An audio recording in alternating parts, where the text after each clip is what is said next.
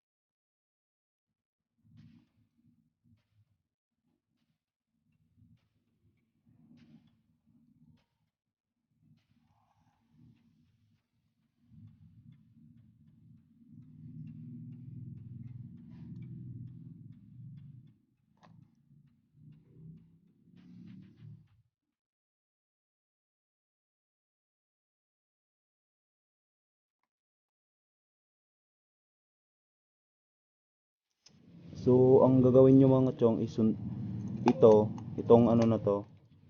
So sundan nyo lang yung pattern nya, ganyan. Ganyan, tapos na ganyan mga chong. So ito lang yung sundan niyo. Ayan. Tapos dito mga chong. Ito na, cut na to. Ayan.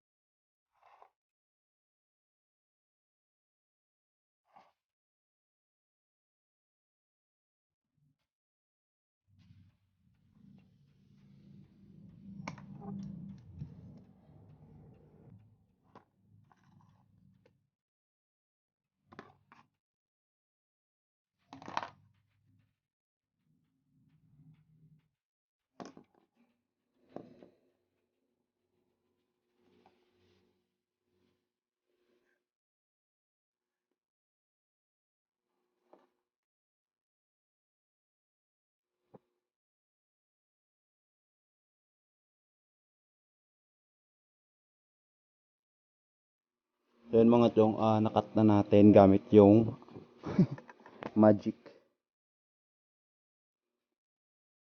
Ito ang magic ko. Soldering iron. Pag meron kayong ganito, maganda rin pang lighten. Yan. So, kung meron kayong drill bit or mini drill, mas maganda. Ngayon mga chong is tatanggalin natin to. Yan o. Yung mga gamit itong cutter.